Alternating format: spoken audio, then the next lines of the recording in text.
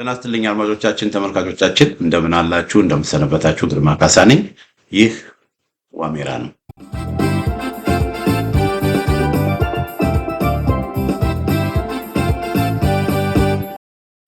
በዛሬው የዋሜራ መርሃ ግብራችን ሰበር ዜና ይዤላችሁ መጥቻለሁ። ራሱን አፋሕድ ብሎ የሚጠራው ስብስብ ወደ ብልጽግና እየተጠቀለለ እንደሆነ መረጃዎች እየደረሱን ነው። ያው ሁላችሁም እንደምታውቁት በፋኖ አደረጃጀት ውስጥ አፋሕድ የሚባል ድርጅት ተቋቁሞ ነበረ ከአንድ ዓመት ከ8 ወር በፊት እና ይሄ አፋሕድ የሚባለው ድርጅት በሚቋቋሙበት ጊዜ በተወሰኑ አደረጃጀቶች ውስጥ አገዛዙ አንድ ያደረገው ትልቅ ነገር ቢኖር የሱ ሰዎችን አስርጎ አስገብቶ ነበረ እና አገዛዙ የብአዴን የብልጽግና ተከፋዮች የብልጽግና አገልጋዮች በኋላም ደግሞ መጀመሪያም ላይ ደግሞ የብልጽግና አገልጋይ ባይሆኑም ደግሞ በሂደት በብልጽግና የተገዙ የፋኖ አመራሮች የፋኖ አንዳንድ አመራሮች አፋሕድ ውስጥ ተሰግስገው ነበረ እና በዚህ ምክንያት የፋኖ አንድነት እንዲጨናገፍ በማድረግ አብዛኛው የፋኖ አደረጃጀቶች በአንድ ላይ ሆነው የሰበሰቡትን አፋሕድ የሚባል ድርጅት አልፈው በቃ በፋኖ አደረጃጀት ውስጥ በፋኖ ደጋፊዎች ውስጥ በፋኖ መካከል መከፋፈል እንዲፈጠር ባለፉት 1 ዓመት ከ8 ወር የተደረገበት ሁኔታ ነው የነበረው እና እንግዲህ የፋኖ አንዱ ድክመቱ በውስጡ ያለውን አደረጃጀት አጽድቶ አንድ ሆኖ አለመውጣቱ ነው። ፋኖ በጣም በብዙ አደረጃጀቶች በብዙ ጠቅላይ ግዛቶች ወታደራዊ አቅሙ በጣም ጠንካራ በአጭር ጊዜ ውስጥ አዲስ አበባ ገብቶ ይህንን ክፉና ዘረኛ አገዛዝ መገርሰስ የሚችል ነበረ። ነገር ግን አንድ መሆን አልቻለም ነበር እና አንድ እንዳይሆኑ ደግሞ አንዱና ትልቁ ነገር በአገዛዙ ሲስተማቲክ በሆነ መንገድ በድርጅቱ ውስጥ አስርጎ ያስገባቸው ሰዎች አመራር ሆነው ስለተቀመጡ ከጅምሩ በተልኮ ተሰጥቷቸው ከነ ተመስገን ጥሩነህ ከነ መላኩ አለበል ከአማራ ብልጽግናዎች ከነ ብአዴኖች ከጅምሩ ተልኮ ተሰጥቷቸው ፋኖን ለማፈራረስ ፋኖን ለመከፋፈል ፋኖ አንድ እንዳይሆኑ ለማድረግ ተልኮ ተሰጥቷቸው የተሰማሩ ሰዎች ነበሩ። በኋላም ደግሞ እነዚህ ሰዎች በድርጅት ውስጥ ሆነው በተለያየ ምክንያት አኩርፈው በተለያየ ምክንያት ደግሞ በጥቅም ተገዝተው በቃ የካዱም ደግሞ አሉ። ስለዚህ ሀቀኛ ታጋይ ሆነው በእርግጥ ለትክክለኛ ዓላማ ወደ ትግል ገብተው መሀል ላይ በተለያየ ምክንያት የካዱ ዩተርን አድርገው ወደ አገዛዙ የገቡ ሰዎች አሉ። በሌላ በኩል ደግሞ ከጅምሩም ደግሞ በአገዛዙ ተልዕኮ ተሰጥቷቸው በአገዛዙ ሲሰሩ የነበሩ ሰዎች አሉ ማለት በአፋሕድ ውስጥ በፋኖ አደረጃጀት ውስጥ ሲሰሩ የነበሩ ሰዎች ነበሩ። አሁን እነዚህ ይሄ ነገር ምን እየሆነ ነው የመጣው ወገኖች? እየጠራ ብዙ ነገሮች እየተስተካከሉ ነው የመጡት። በተለይ አሁን ፋኖ አንድ አደረጃጀትን አለማወጅ እየሰራ ባለበት ወቅት ወሳኝ ደረጃ ላይ ስለሆነ ያለው አሁን በዚህ በወሳኝ ደረጃ ላይ ወሳኝ የሆኑ ስራዎች እየተሰሩ ውስጣዊ ስራዎች እየተሰሩ ስለሆነ አንድ በአንድ የብአዴን ሰዎች ለብአዴን የሚሰሩ የነበሩ ሰዎች በተለይ አፋሕድ ከሚባለው አደረጃጀት እና ይሄ አፋሕድ የሚባለው አደረጃጀት በአጭሩ ወገኖቼ ሙሉ ለሙሉ ወደ ብልጽግና እየተጠቃለለ ነው ማለት ነው። ይሄንን እኛ በዋሜራ ሚዲያም በሶሻል ሚዲያም በተለያየ መንገድ አፋሕድ መጀመሪያ ላይ ሲቋቋም ከ1 ዓመት ከ8 ወር በፊት ሲቋቋም እስክንድር ነጋ ያንን ስብሰባ የአፋሕድ አመቻች ኮሚቴ ስብሰባውን ይመራ የነበረው መስፍን ከፋለው የሚባለው ብአዴን ነበረ። ብአዴን መሆኑ የተረጋገጠው ማለት ነው። እና አሁን የብአዴን ሰዎች ነበሩ የአፋሕድን ስብሰባ ሲመሩ የነበሩ። በተለይ ማርሸት ፀሐዩ ነበር የሚመራው። ማርሸት ፀሐዩ በአንዳንድ ስህተቶች ስብሰባውን እንዳይመራ ከተደረገ በኋላ የስብሰባው መምራት የጀመረው መስፍን ከፋለው የሚባለው ብአዴኖች አስርገው ያስገቡት ሰው ነበር እና ይሄ ሰው ስብሰባውን እየመራ የአፋሕድ በቃ መሪ በመምረጥ ላይ ተጣልተው መሪ በመምረጥ ላይ ስምምነት ሳይኖር ረጋ ተብሎ ቀስ ተብሎ ነገሩ መታየት ሲገባው ይሄ እነ መስፍን አማን ሂደቱ እንዲፈጥን አድርገው እስክንድር ነጋ እንዲመረጥ አድርገው 5-4 እስክንድር ነጋ ተመረጠ ተብሎ ያ ዜና በችኮላ እንዲወጣ ተደርጎ ያንን ዜና ደግሞ ሸዋ ያሉት የአፋሕድ የጽህፈት ቤት ኃላፊ አቶ ምንተስኖት ማንደፍሮ እንዲያነቡት ተደርጎ በዛ ምክንያት በፋኖ መካከል የነበረው ነገር በቃ ተፈጠረ። ግጭት ችግር ተፈጠረ። እንግዲህ ከዛ በኋላ በአፋሕድና በሌሎቹ አደረጃጀቶች መካከል ወደ እርስ በርስ ውጊያ እንኳን የተገባበት ሁኔታ ነበረ ወገኖች። ያን ያህል ነው በቃ የፋኖን አገዛዙ በነ መስፍን ከፋለው በኩል አድርጎ በነ ኮሎኔል ፋንታውን በኩል አድርጎ የከፈለው በነ መከታው በኩል አድርጎ የከፈለው እና እስክንድር ነጋም ደግሞ የፋኖ መከፈል አላሳሰበውም። በሱ ምክንያት በአፋሕድ ምክንያት በፋኖችና በፋኖ ደጋፊዎች መካከል የተፈጠረው ስንጥቅ አላሳሰበውም። በቃ የተወሰነም ቢሆን እሱ መሪ እስከተደረገ ድረስ ያንን ይዞ በክፍፍሉ፣ በጭቅጭቁ፣ በንትርኩ መቀጠል መረጥ ማለት እና በዚህ መልኩ አፋሕድ በጣም ብዙ ችግሮችን ማስከተል ጀመረ። ይህንንም በአፋሕድ ውጤት ያለው ነገር ማምጣት አልቻለም። ይህንንም ደግሞ የተገነዘቡት የአፋሕድ ምክትል መሪ የነበረው ሻለቃ ሀብቴ ወልዴ እንደ አፋሕድ ትግል ማድረግ ስላልተቻለ ውስጡ ያለውንም ደግሞ በአዴናዊ አሰራር ስለተረዳ በዚህ ሁኔታ መቀጠል አልፈልግም ብሎ ከአፋሕድ ሻለቃ ሀብቴ ወልዴ ከአፋሕድ ራሱን ያገላል፣ ይወጣል። የአፋሕድ ምክትል ሊቀመንበር ምክትል መሪው አፋሕድን አልፈልግም፣ አፋሕድ ጎንደርን አንድ ማድረግ አልቻልም በሚል ተለይቶ ይወጣል። እንደዚህ እያለ በቃ የአፋሕድ ምንነትና ማንነት ኤክስፖዝ እየሆነ እየተጋለጠ ወጣ ማለት ነው። እና በዚህ ጊዜ እኛ ምንድን ነው ያልነው? በቃ አፋሕድ ከዚህ በኋላ መፍረስ ያለበት ድርጅት ነው። አፋሕድ ለብአዴን የሚሰራ ድርጅት ነው። በብአዴን የተጠለፈ ድርጅት ነው። ስለዚህ አፋሕድ ውስጥ ያላችሁ ሀቀኛ ፋኖች ወደ አፋብኃ በተለይ የአማራ ፋኖ ብሔራዊ ኃይል ከተቋቋመ በኋላ ግንቦት 1 2017 ዓ.ም ወደ አፋብኃ ግቡ በሚል ብዙ ግፊቶችን ስናደርግ ቆይተናል። እንዲህ በምንልበት ጊዜ እናንተ ምንድናችሁ? ለምንድን ነው እንደዚህ የምትሉት? እየተባል በብዙ ሰዎች ጠንካራ ትችትና ጠንካራ ተቃውሞ ይደርስብን ነበር። ለምን እየሆነ ያለው ነገር አንዳንድ የውስጥ መረጃዎችም እየደረሱን በቃ ብአዴን አፋሕድ የብአዴንን ስራ ነው እየሰራ ያለው። አሁን ለምሳሌ በሸዋ ሀቀኛ ፋኖች ላይ በቀድሞ የአማራ ፋኖ በሸዋ ይባል የነበረው አሁን የአማራ ፋኖ አሳምነው እዝ ላይ ዘመቻ ከፍቶ ጦርነት ማወጅ የብአዴን ስራ ካልሆነ፣ የብልጽግና ስራ ካልሆነ፣ የብልጽግና አመራር ዳይሬክሽን ካልሆነ የማን ዳይሬክሽን ሊሆን ይችላል? አንድ እውነተኛ ፋኖ ነኝ የሚል በሌላ ፋኖ ወንድሙ ላይ ጦርነት አይከፍቱም። ስለዚህ አፋሕድ ሸዋ ያለው የአፋሕድ በሌሎች የሸዋ ፋኖ አደረጃጆች ላይ ጦርነት ከፍቶ በይኩኖ አምላክ በነጎድጓድ ክፍለ ጦር ላይ በናዶ ክፍለ ጦር ላይ ብዙ ፋኖችን ገለዋል። እንዴት አንድ እውነተኛ ሀቀኛ የፋኖ መሪ በሌላው ወንድሙ ላይ ውጊያ ይከፍታል? ግን አፋሕድ ውስጥ ግን ያለው ምንድነው? አፋሕድ በብአዴን ስለሆነ የሚመራው በአፋሕድ ውስጥ ብአዴኖች ስላሉ አፋሕድ ዓላማውና አጀንዳው የብአዴንን አጀንዳ ማስፈጸም ስለነበረ በሌሎች ፋኖች ላይ ውጊያ ከፍተው ብዙ ወንድሞችን ገለዋል፣ ብዙ ወንድሞችን ረሽነዋል። በዚህ ምክንያት አፋሕድ በብአዴን የተጠለፈ ብለን ብዙዎቻችን ስንናገር እንደገና በዳውንት ከነወርቅነህ ገበየሁ ጋር ከአገዛዙ ጋር ድርድር ሲያደርጉ በሚስጥር ድርድር ሲያደርጉ ያ ስለተጋለጠባቸው ተመልከቱ። ከአንድ ዓመት በፊት ነው አፋሕዶች ከአገዛዙ ጋር ድርድር አድርገው ይሄን የሚያደርገው እነ እስክንድር ነጋ፣ እነ ኢያሱ አባተ፣ እነ ማስረሻ ሰጠ የመሳሰሉ ሰዎች በአፋሕድ ውስጥ ያሉ የብአዴን ቅጥረኞችና አፋሕድ ውስጥ ባሉ የብአዴን ቅጥረኞች የተታለሉ ትግሉን የከዱ ሰዎች አንድ ላይ ሆነው በቃ በዚህ ሁኔታ መቀጠል አንችልም፣ የህልውናውን ትግል ክደን ከአገዛዙ ጋር ተነጋግረን ወደ አዲስ አበባ መግባት አለብን፣ ምርጫውን መሳተፍ አለብን በሚል ውይይት አድርገው ጨርሰዋል አፋሕድ።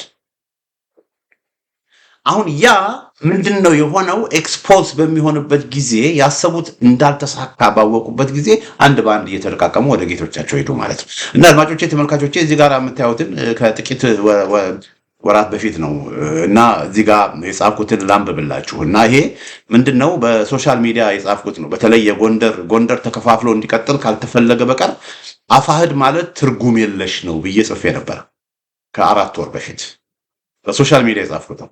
ለመረጃ ያህል በጎንደር ደንቢያ አካባቢ ተከስቶ የነበረው በአፋብኃና በነደረጀ በላይ መካከል የነበረው ግጭት አሁን ቆሟል። በጎንደር ወገኖች መካከል ግጭት ተከስቷል ወገኖች፣ የእርስ በርስ ውጊያ፣ የእርስ በርስ ግጭት ተከስቶ ነበር እና ይሄ ነገር መቆም አለበት በሚል ያ ግጭቱ እንዲቆም ተደረገ። ከግጭቱ በስተጀርባ ያለው ማን ነው? ከግጭቱ በስተጀርባ ያለው አፋሕዶች ናቸው። እና በብዙ ቦታዎች ያሉ የጎንደር ጠቅላይ ግዛት እዝ የክፍለ ጦርና የብርጌድ አመራሮች ከአፋብኃ ጋር እየተነጋገሩ ነገሮችን ለማርገብ ችለዋል እና በጎንደር የነበረው የእርስ በርስ ውጊያ እየረገበ ነው ብዬ ይሄ የዘገብኩበት ዘገባ ነው። እንግዲህ ወደ መስከረም መጨረሻ አካባቢ ማለት ነው። እና በጎንደር የአፋሕድ ስብስብ ውስጥ በቀጥታ ለብአዴን ብልጽግና የሚሰሩ ሰዎች በመኖራቸው ተመልከቱልኝ። እዚህ ጋር በጎንደር የአፋሕድ ስብስብ ውስጥ በቀጥታ ለብአዴን ብልጽግና የሚሰሩ ሰዎች በመኖራቸው ነው ችግሮች እየተደጋገሙ በጎንደር የሚከሰቱት። እንደ መስፍን ከፍ ያለው እንደ ኢያሱ አባተ እንደ ማስረሻ ሰጠ ያሉ የብአዴን ሰዎችን አፋሕድ አቅፎ አፋሕድ ከሚባል ድርጅት ጋር መቀጠል አይቻልም፣ እስክንድር ነጋ ከባዕዴን ጋር ሊሰራ ይችላል የሚለውን አልቀበልም። በወቅቱ ያልኩትን ነው። እስክንድር ነጋ ጋር ያለው ችግር ግትርነት ነው ብዬ እስክንድር ነጋ አፋሕድ አይደለም፣ ከባዕዴን ጋር የሚሰራ አይደለም። ግን እሱ ጋር ያሉ በጣም ብዙ ሰዎች ከባዕዴን ጋር የሚሰሩ ናቸው በሚል መስፍን ከፋለውን፣ ኢያሱ አባተን፣ ማስረሻ ሰጤን ጠቅሼ ይሄ ነገር ላይ ትኩረት እንዲሰጠው አሳስቤ ነው። ይህን የሚያልኩበት ምክንያት ማስረሻ ሰጤም መስፍን አባተም ብአዴኖች እንደሆኑ መረጃዎች ስለነበሩኝ ነው። ከአንድ ዓመት በፊት ነው ይሄ መረጃ ያገኘሁት እና ከአንድ ዓመት በፊት ነው ይህንን ነገር ስንናገር የነበረው። እነዚህ ሰዎች ለብአዴን የሚሰሩ ናቸው እያል ነገር ግን ይሄን በምንልበት ጊዜ ፋኖችን ተናገራችሁ፣ ፋኖችን እንዲያደረጋችሁ፣ ፋኖችን እንዲሆነ ተብሎ ብዙ ሰዎች ሲቆጡብንና ብዙ ሰዎች ሲናደዱብን ነበር። ግን እውነታው ይሄ ነው ወገኖች። እዚህ ጋር በወቅቱ እስክንድር ነጋ ከአፋሕድ ጋራ ይነጋገራል የሚል እምነት የለኝም የሚል ያኔ ጽፌ ነበር። አሁን ግን ይሄን አመለካከቴን በቀይ ያሰመርኩትን አመለካከቴን እንደገና ከልሼዋለሁ ወገኖች። አሁንም እስክንድር ነጋ እንደነ ኮሎኔል ፋንታሁን ሙሀባ ወይም ፋንታሁን ሙሀባ ያን ያደርጋሉ ተብሎ የማይገመቱ ከዘጠኝ ወር በላይ የታሰሩ አባት በወያኔ የታሰሩ አባት በዚህ አሁን ሰሞኑን በሰማነው መልኩ ለአገዛዙ እጅ ከሰጡ ከአገዛዙ ጋር ተነጋግረው ወደ አገዛዙ ከሄዱ እስክንድር ነጋም የማይሄድበት ምንም ምክንያት የለም። እስክንድር ነጋም ታስሯልና በሚል አቋሙን አይቀየርም ብዬ ነው ያላስብም። ስለዚህ ይሄ ያኔ የጻፍኩት ነው ወገኖች። ያኔ እስክንድር ነጋ ከባዕዴኖች ጋራ ከአገዛዙ ጋራ እየተነጋገረ አይደለም የሚል እምነት ነው ያለኝ ብዬ ያልኩት ያኔ የጻፍኩት ነው። አሁን ግን ይሄ አመለካከት የለኝም። እንደው ነገሮች ያለውን ነባራዊ ሁኔታ ላስቀምጥ በሚል ነው። እስክንድር ነጋም ራሱ አመቻቹ ሁኔታዎች ከተመቻቹለት በማንኛውም ጊዜ አዲስ አበባ ወደ 4 ኪሎ ወደ ብአዴን ሊገባ ወደ ብልጽግና ሊገባ እንደሚችል ከብልጽግና ጋር ተስማማው ብሎ እንደውም ምርጫውን ለመወዳደር ወደዛ ሊሄድ እንደሚችል እገምታለሁ። ያ ፖሲቢሊቲ አለ 50-50 ያ ፖሲቢሊቲ አለ እና እንደዚህ በሙሉ ልብ እስክንድር ነጋ ያደርገው የሚል መተማመን በእስክንድር ነጋ ላይ የለኝም። በተለይ ኮሎኔል ፋንታሁን ከሄዱ በኋላ በኮሎኔል ፋንታሁንም እንደዚህ አይነት መተማመን ነው። ኮሎኔል ፋንታሁን በጭራሽ ከነ ማስረሻ ሰጤ ጋር የቁም እስር ሆኖ ነው እንጂ እሳቸው በጭራሽ ስንል የነበረን ሰዎች እሳቸው በዚህ መልኩ እጃቸውን ለአገዛዙ ከሰጡ በፊትም ለአገዛዙ ነበር የሚሰሩት ማለት ነው እና የእስክንድር ነጋም ነገር አይታወቅም። ሰው ይለወጣል። ትላንት የነበረ ዛሬ የትላንቱ አቋም ይኖረዋል ማለት አይደለም እና በዚህ ልኩ ይሄ ያልኩት የያኔው አቋሜ እንጂ በቀይ ያሰመርኩት ነገር የያኔው አቋሜ እንጂ ያሁኑ አቋሜ እንዳልሆነ እንዲታወቁ ይፈልጋሉ። እንግዲህ ይሄ ብአዴን ውስጥ ከዚህ በፊት የነበረ ነው። ይሄንን በምንናገርበት ጊዜ በርካታ በተለይ ኢያሱ አባተን ጥያቄ ምልክት ውስጥ በምንከትበት ጊዜ እዚህ ጋር ተመልከቱ። ይሄ እዚህ ጋር የምታዩት አማራ አሰፋ የሚባለው ወንድም የጣና ቴሌቪዥን ጋዜጠኛ ነው። የጣና ቴሌቪዥን አንባቢ ነው።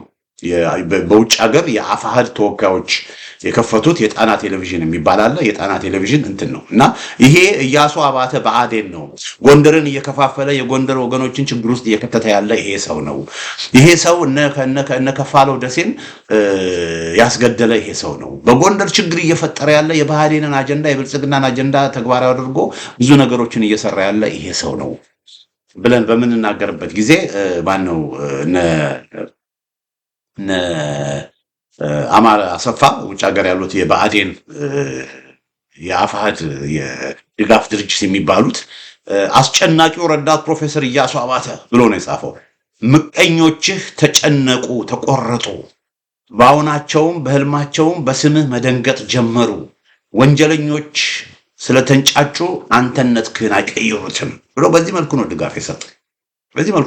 እንግዲህ እኛ ይሄ ሰው ብአዴን ነው። ይሄ ሰው የአማራ ብልጽግና ነው። ከነ መላኩ አለበል ጋራ ከነ ያገኘው ተሻገር ጋራ የሚሰራ ሰው ነው። መመሪያ ከ4 ኪሎ መመሪያ ከአማራ ብልጽግናዎች ተቀብሎ ፋኖችን ለመከፋፈል በፋኖች መካከል መገዳደል እንዲኖር ለማድረግ እየሰራ ያለ በጣም አደገኛ ሰው ነው ብለን በመረጃ ስንናገር አማራ አሰፋ የጣና ቴሌቪዥኑ አማራ አሰፋ ውጭ ሀገር ያሉት የአፋሕድ ድጋፍ ድርጅቶች በእኛ ላይ እንደ እሳት ነበልባል ነበር የተነሱት። እንዴት እንዲትላቸው ጀግናችንን እንዴት ላላችሁ ብለው እና በዚህ መልኩ እኛ አስቀድመን ስለ ኢያሱ አባተ በጣም በተደጋጋሚ ተናግረናል፣ በተደጋጋሚ ጽፈናል። ያንንም አስመልክቶ ከፍተኛ ተቃውሞ አስተናግደናል ነገር ግን እውነታው እያደረ ይወጣል ወገኖች። እዚች ጋር ላሳያችሁ። ሌላ ይሄ እዚህ ጋር የምታዩት ዛሬ የተለጠፈ ነው። አያሌው መንበር እንደምታውቁት የታወቀ የአማራ ብልጽግና ካድሬ ነው። በአሁኑ ጊዜ አይ ቲንክ አሁንም እዛ የሆነ ኢትዮጵያ ነው ያለው። አሜሪካ የሚኖር ቨርጂኒያ አካባቢ ሜሪላንድ አካባቢ የሚኖር ሰው ነው እና አሁን ኢትዮጵያ ነው ያለው። ኢትዮጵያ በተለያየ ቦታ እየተጓዘ ቢዝነስ ኢምፓየር ዘርግቷል። የሰሊጥ ንግድን በሉ ከነኮለደ ደመቀ ጋር ሆኖ በቃ ጠንካራ የዳያስፖራ የአገዛዙ የአገዛዙ ሚዲያ ዊንግ ነው። ተከታዮች አሉት እና ያን ተከታዮቹን ተከትሎ ቀድሞ የአስራት ቴሌቪዥን ባልደረባ የነበረ ሰው ነው እና እሱ ይህ ሰው ምንድን ነው የሚለው በፖለቲካ አረዳዱ ከአብዛኞቹ የተሻለው ኢያሱ አባተ ከማዕከላዊ መንግስት ጋር ተደራድሮ ገብቷል ብሎ ጽፏል። እንግዲህ ኢያሱ አባተ ሁላችንም ኦልሬዲ እንደገባ እኛ እናውቃለን። አሁን አይደለም የገባው፣ በፊትም በአገዛዙ ተልእኮ ተሰጥቶት እዛ የጎንደር ፋኖችን ሲያተራምስ እንደነበረ ሁላችንም እናውቃለን። ይሄንንም ስንናገር ነበር። ግን አሁን አያሌው መንበር ኢያሱ አባተ ሀቀኛ ፋኖ እንደነበረ፣ ነገር ግን በቃ ከሌሎቹ ፋኖች በፖለቲካ አረዳዱ የተሻለ ስለነበረ ከማዕከላዊ መንግስት ጋር ተደራድሮ ገብቷል ብሎ በቃ በዚህ መልኩ ዜናውን አብስሯል። ለምን ለማለት ፈልጌ ነው፣ ይሄ የአፋሕድ ከፍተኛ አመራር አባል ኢያሱ አባተ ጎንደርን ሲያተራምስ የነበረ መጨረሻ ላይ ጭምብሉ ኦልሬዲ ስለተገፈፈ የጎንደር ፋኖችም ቤት ስራቸውን እያሰሩ ነገሮችን እያጣሩ ጫፍ ላይ ስለደረሱ ምንም ምርጫ ስለሌለው ከዚህ በኋላ በጎንደር ትርምስ ለመፍጠር ምንም ምርጫ ስለሌለው በሩ ሁሉ ስለተዘጋበት ወደ አገዛዙ ገብቷል እና አፋሕዶች አንድ በአንድ የአፋሕድ አመራሮች አንድ በአንድ ወደ ቤታቸው ወደ ብልጽግና እየተጠቀለሉ ነው ማለት ነው። ይሄ በጣም መልካም ዜና ነው ወገኖች። እንግዲህ ከአንድ ዓመት ተኩል በላይ በጎንደር የፋኖ አንድነት እንዳይኖር ችግር ሲፈጠር የነበረው በእነዚህ ሰዎች ምክንያት ነበር። ለምን የጎንደርን ፋኖች አንድነት የማይፈልገው አገዛዙ ብቻ አያችሁ። እውነተኛ ፋኖ፣ እውነተኛ ለህዝብ የቆመ እውነተኛ የህዝብን ጉዳይ የህዝብን ጥያቄ ያስቀደመ ሰው የጎንደር ፋኖችን አንድነት ይፈልጋል እና የጎንደር ፋኖች ብዙ ጊዜ ጫፍ እየደረሰ የሚከሽፈው በእነዚህ ሰዎች ምክንያት። ይሄ በጣም ስሊክ የሆነ ኢያሱ አባተ ማለት በጣም ስሊክ የሆነ ጥሩ የሚናገር ማኬቪሊያን የሆነ ሰው ነው። በቃ እስስት አታውቁም። በቃ ይሄ ፈጮማ እንደዛ አድርጎ በቃ እነዚህ ሀቀኛ ታጋዮችን የጎንደር ታጋዮችን በቃ እየማለለ እያታለለ እየሸፋፈነ እንደዚህ ነው እንደዛ ነው እያለ በጣም አደገኛ የሆነ ስራ ሲሰራ ከነበሩ ጎንደር ውስጥ ሪሊ እውነቴን ነው የምላችሁ ከብልጽግና በላይ ከነ አብይ አህመድ በላይ የጎንደር ፋኖች ላይ ትልቅ ጉዳት ያደረሰ ሰው ቢኖር ይሄ ሰው እና ይህ ሰው ስለዚህ ሰው ትንሽ ልበላችሁ። እንግዲህ እንዳልኳችሁ ከአንድ ወር ምናምን በፊት ነው ከአንድ ዓመት ምናምን በፊት ነው ስለዚህ ሰው ያወቅነው። ስለዚህ ሰውም ስንጽፍ ነበረ። በጎንደር ያለውን ነገር ስንከታተል አንዱ ችግር ፈጣሪ ይሄ እንደነበረ እናውቃለን። ይህ ሰው ነው ወገኖቼ፣ የምታስታውሱት ከሆነ እነ ጸዳሉ ደሴ እነ ቆራጦ የመሳሰሉ ወደ 3 የአፋሕድ ክፍለ ጦር አዛዦች ለአገዛዙ እንዲከዱ አድርጓል። እነሱን ያስከዳ፣ እነሱን አታሎ፣ እነሱን አባብሎ፣ እነሱን እንትን ብሎ እንዲከዱ ያደረጋቸው ይሄ ሰው ነው። ለምን ከዚህ ሰው ጋር ነው በቅርበት ሲሰሩ የነበሩት። ይሄን ያዙልኝ። የጎንደር ጠቅላይ ግዛት እዝ የጎንደር አፋሕድ ጠቅላይ ግዛት እዝ ፋኖች በተለያየ ምክንያት በንዴትም በተለያየ ምክንያት ወደዛ እንዲሻገሩ የሚያደርግ የነበረው ሲያግባባ የነበረው ዩኒቨርሲቲ መምህር ነው። ጎንደር ዩኒቨርሲቲ መምህር ነው። በተሰጠው ተልእኮ መሰረት ሲያባብል የነበረው ይህ ሰው። ሁለተኛም ብዙዎቻችሁ እንደምታውቁት የገብርዬ ክፍለ ጦር አዛዥ የነበረው ነፍሱን ይማረው ሻለቃ ከፋለው ደሴ ማለት ሸዋ አጣዬ ድረስ ሄዶ ለህዝብ ለሀገር ከፍተኛ መስዋዕትነት የከፈለ ጀግና ፋኖ ነው። ይህ ወንድም በጎንደር ውስጥ በተለይ ጋይንት አካባቢ ያለውን ኦፕሬሽን ትልቅ ደረጃ ካደረሱት ሰዎች መካከል ከጀነራል ውባንተ አባተ ቀጥሎ የሚጠቀስ ሰው ነው። ውባንተ ነፍሱን ይማር። ውባንተ በአውደ ውጊያ ካገዛዙ ጋር ሲዋጋ ህይወቱ አለፈ። ከፋለው ደሴ ግን በአዴኖች ብልጽግናዎች፣ በተለይም ደግሞ እዛ ጋይንት አካባቢ ያሉ ደብረታቦር አካባቢ ያሉ ብልጽግናዎች ከማንም በላይ የሚፈሩት ከማንም በላይ የሚጠሉት ከማንም በላይ ይሄ ሰው ካልተወገደ የጎንደር ፋኖ በተለይ ደቡብ ጎንደር ያሉትን ፋኖዎች ማነቃነቅ አንችልም በሚል በጣም በፊት ለፊት ስላልቻሉት በፊት ለፊት ውጊያ በቃ በጣም ጎበዝ ሚሊተሪ ስትራቴጂስት ስለነበረ ሻለቃ ከፋለው ደሴ በፊት ለፊት እሱን መምታት ስላልቻሉ በፊት ለፊት እሱን ማድረግ ስላልቻሉ በነ ኢያሱ አባተ በኩል ወንድሮች በነ ኢያሱ አባተ በኩል ከጀርባ እንዲመታ ተደረገ። በነ ኢያሱ አባተ በኩል ከጀርባ እንዲመታ ከተደረገ በኋላ እነ ኢያሱ አባተ ምንድን ያደረጉት ወዲያው ውጭ ሀገር ላሉት ለነ ሀብታሙ አያሌው ለአፋሃዶች ውጭ ሀገር ላሉ አፋሃዶች አፋባሃዎች እነ ሻለቃ ሀብቴ ሻለቃ ከፍ ያለው ደምሴን ገደሉት ብለው ወሬ ያሰቡ። እኔ አንድ ወንድም ቴክስት አደረገኝና ወንድም ግርማ ከፌን እኮ ገደሉት እና ሀብቴ እኮ ከፌን ገደሉት አለ። ሊሆን አይችልም አሉት። በተለይ እዛ የእስቴ ዴንሳ ክፍለ ጦር ያሉ ፋኖች ሀብቴን ገደሉት። ከዛ እኔ አስታውሳለሁ ያንን በሰማው ጊዜ ጎንደር ያሉ ሰዎችን አነጋገርኩና የነገር እውነት ነው በጭራሽ እኛ አላደረግንም ማለት ከዛ ለዚህ ወንድም በጭራሽ እነሱ አላደረጉ ሌላ ነገር መኖር አለበት። ወዲያው ምን ሆነ ወገኖቼ? ወዲያው ምን ሆነ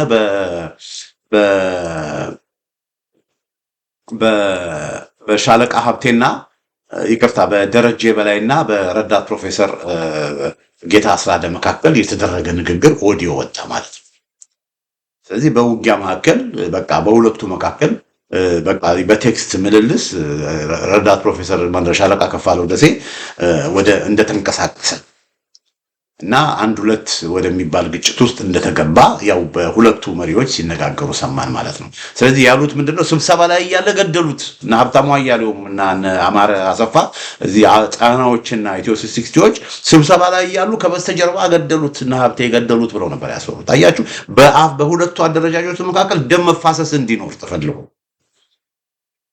ግን የነዚህ የረዳት ፕሮፌሰር ጌታ አስራደና የሻለቃ ደረጀ በላይ ንግግር ሊክ ስላደረገ ያ እንዳልሆነ በሽምግልና ላይ ቁጭ ብሎ ከበስተጀርባ ከፋለው ደሴ በእነ ሀብቴ እንዳልተገደለ መረጃው ሲወጣ የነዚህ ሰዎች ውሸትና ሴራ ምን ሆነ የነ ኢያሱ አባተ ሴራ ምን ሆነ ማለት ነው ከሸፈ ማለት ነው።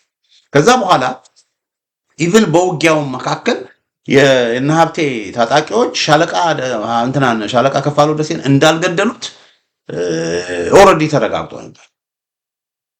ከበስተጀርባ ነው በውጊያ መካከል ከበስተጀርባ ነው እነ ኢያሱ አባተ እንዲገደል ያደረጉት እና ያ ወንድም በመጀመሪያ ሻለቃ ከፋለው ደሴ ሲሞት በጣም ተናዶ የነገረኝ ወንድም እና ሀብቴ እንዴት እንዲያደርጋሉ ብሎ በጣም በምሬት የነገረኝ ወንድም በኋላ እሱ ራሱ ማጣራቶችን አድርጎ በእነ ኢያሱ አባተ ከበስተጀርባ ከፋለው ደሴ እንደተገደለ ነገረኝ ማለት ነው። እና ይሄ የሚያሳያችሁ ምንድነው? በቃ ተመልከቱ፣ እንደዚህ አይነት ስራ የሚሰራ የነበረ ሰው ነው። ይሄ ሁሉ በሚሆንበት ጊዜ ይሄን ሁሉ ስለምናቅ ይሄንን ሰው ተጠንቀቁት፣ ይሄ ሰው ችግር እየፈጠረ ያለ ሰው ነው፣ ይሄ ሰው ብአዴን ነው በሚል ብዙ ግፊቶችን ከውስጥም ከውጭም አደረገ እና አንድ ወቅት እንደውም እነ ደረጀ በጣም በዚህ ሰው በጣም ጥርጣሬ ስለገባቸው በቁጥጥር ስር እንዲውል ተደርጎ ኢያሱ አባተ በቁጥጥር ስር እንዲውል ተደርጎ ላፕቶፑ ተፈትሹ፣ ላፕቶፔን ፈትሹ፣ ስልኬን ፈትሹ ብሎ ነገራቸው። አሁን መረጃ ሲሰጥ ላፕቶፕ ላይ የሚሰጠውን መረጃ ላፕቶፑ ላይ ያስቀምጣል። ተመልከቱ፣ የሚሰጠውን መረጃ ስልኩ ላይ ያስቀራል። ግን ምን አደረገ? ኧረ እኔ ምንም የለውበትም፣ እኔ ሐቀኛ ፋኖ ነኝ፣ እኔ ሐቀኛ ታጋይ ነኝ፣ ይኸው ላፕቶፔን ተመልከቱ፣ ይኸው ስልኬን ተመልከቱ ምናምን ብሎ አታለላቸው። እና እነሱም እሺ ብለው ከዛ በኋላ ፈቱት እንጂ በተወሰነ መልኩ ሁሉ የቁም እስረኛ ተደርጎ ነበር ወገኖች። እና በዚህ ሁኔታ እየቀጠለ አሁን ይሄ የመጨረሻ ተልኮ ምንድን ነበር? አፋህድና እነሻለቃ ማናቸው እነሻለቃ ዳዊት ወልደ ጊዮርጊስ አፋህድንና አፋብሃን እናነጋገራለን በሚሉ ጊዜ ይህንን የነ ኢያሱ አባተን ጉዳይ የሚያውቁ የነ ማስረሻ ሰጤን ጉዳይ የሚያውቁ ሰዎች እንዴት አፋህድ ብአዴኖችን አቅፎ እንዴት ከብአዴን ጋር እንነጋገራለን በሚል አንቀበልም። አረ ግድ የለም ተነጋገሩ፣ ተወያዩ፣ ግድ የለም የሚጠራ ካለ ይጠራል፣ ፋኖን አንድ አድርጉ ብለን እኛ ግፊት ማድረግ ጀመር። እኔ አስታውሳለሁ አንድ የሸዋ አመራር እናንተ ለምንድን ነው አንድነትን የማታመጡት ብዬ ስለው እንዴ ወንድሜ ገርማሊ ከባህዴን ጋር ነው ወይ አንድ ሆኖ የምትለኛለች? እንደ አፋሃዶች እኮ ባህዴኖች ናቸው እኮ ትግሉን ለማንም እንሽጦይ ብሎ መለሰልኝ። ከዛ ጸጣልኩኝ። እውነታቸውን እኛ አንድነት ብለን ስንገፋቸው እነሱ ግን ባህዴን አፋሃድ የሚባለው የባህዴን ጥርቅም የባህዴን ርዝራዦች እንደሆኑ ስላወቁ ማለት ነው። በዚህ ምክንያት እና ይሄ ነው። ከዛ በኋላ ለኢያሱ ወገኖቼ አንድ መጨረሻ ላይ የምነግራችሁ ነገር ኢያሱ አባተ ያለኝ መረጃ ነው የምነግራችሁ። ሄዛ ስላለው ነገር የሰዎችን ልብና አይምሮ አላውቅም እና ባለኝ መረጃ ረዳት ፕሮፌሰር እዚህ ጋር የምታዩት ረዳት ፕሮፌሰር ጌታ አስራደ ብዙ ጊዜ ሰዎች ኢያሱንና ረዳት ፕሮፌሰርን በአንድ ቅርጫት ውስጥ ይከታሉ እና ይሄ ትክክል ነው ብዬ አላምንም። እኔ ባለኝ መረጃ ነው የምነግራችሁ። ረዳት ፕሮፌሰር ጌታ አስራደን ራሱ ከነከፋለው ጋር ለማስገደል ኢያሱ ሲሰራና ሲያሴር እንደነበር ረዳት ፕሮፌሰር ጌታ አስራደንም አሳምኖ አባብሎ አስገድዶ ወደ ተልኮ ሲሰጠው ረዳት ፕሮፌሰር ጌታ አስራደንም ወደኛ አምጣ ተብሎ ተልኮ ተሰጥቶት እስካሁንም የቆየው ረዳት ፕሮፌሰር ጌታ አስራደን ለማባበል ረዳት ፕሮፌሰር ጌታ አስራደን ወደሱ ለማምጣት ሲሰራ እንደነበረ መረጃው ይደርሰውኛል። የቅርብ ሰዎች በተለይ ደቡብ ጎንደር ውስጥ ያሉ የቅርብ ሰዎች ነግረውኛል። ከአንድ ሳምንት በፊት የደረሰኝ አንድ መረጃ ምንድነው? ከአንድ ሳምንት በፊት የደረሰኝ መረጃ አቶ ግርማ ኢያሱ አባተ በቅርብ ጊዜ ውስጥ እጁን ይሰጣል እና ረዳት ፕሮፌሰር ጌታ አስራደ ግን አንድነቱን በጣም እንደውም እየደገፈ እያሰላጣ ያለ አንድነቱ ተግባራዊ እንዲሆን ትልቅ ስራ እየሰራ ያለ ነው እና ረዳት ፕሮፌሰር ጌታ አስራደን ለማስመታትም ከበስተጀርባ ለማስመታትም ኢያሱ እየዶለተ ነው ብሎ ቴክስት አቆይ።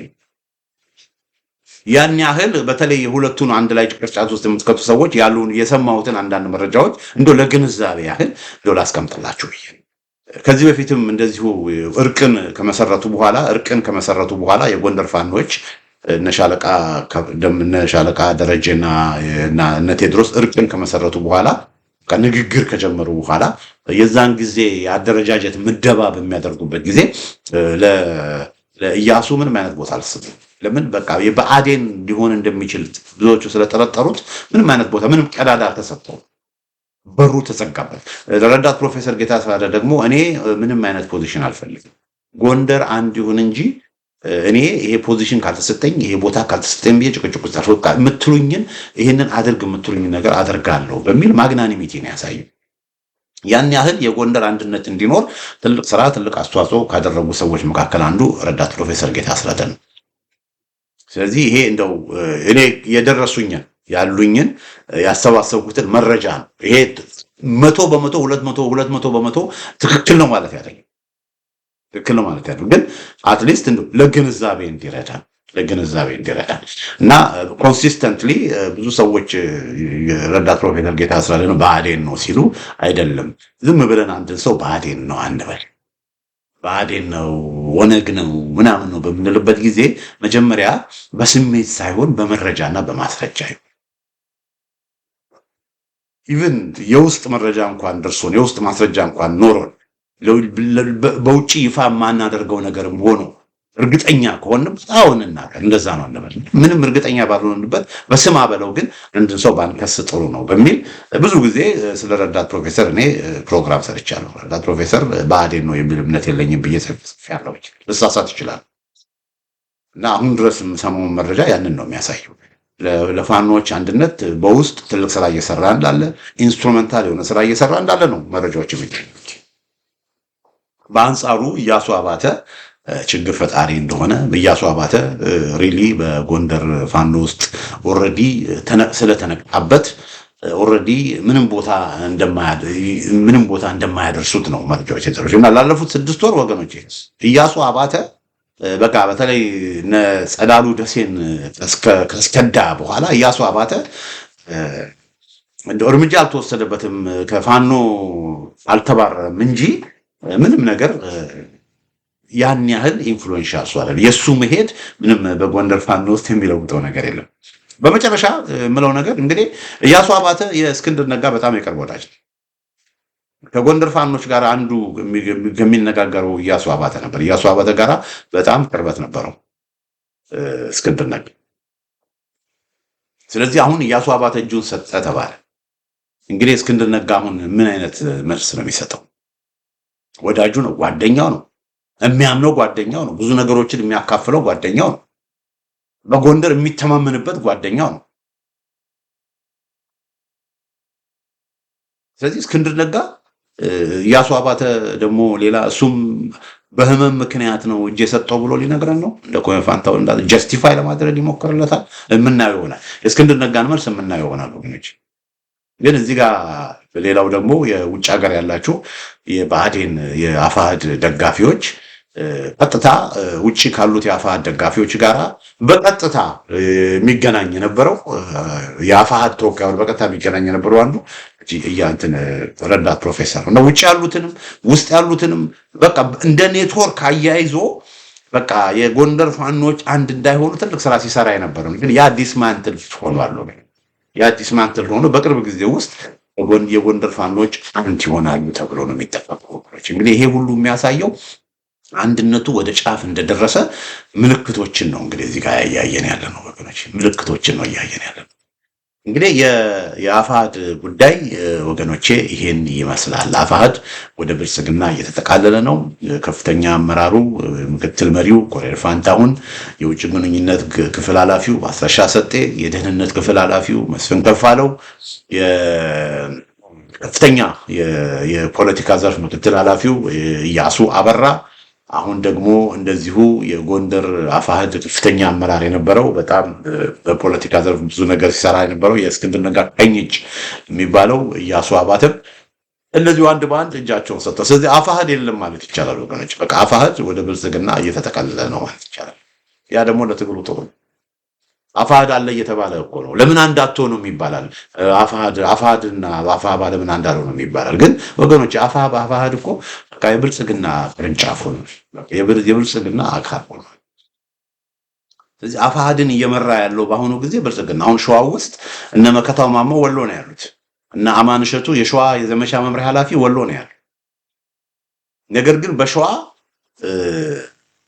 አፋሕድ ሸዋ ውስጥ ያሉ የአፋሕድ መሪዎች ሸዋ ውስጥ ያሉ ከብልጽግና መመሪያ እየተሰጣቸው የአፋሕድ መሪ ሆነው የሸዋ ጠቅላይ ግዛትን እየመሩ ያሉ ሰዎች ግን በሸዋ ችግር እየፈጠሩ ነው። ብዙዎችን እየገደሉ እየረሸኑ እና የሸዋ ጠቅላይ ግዛት እዝን ለመበተን እየሰሩ ነው። እነማን?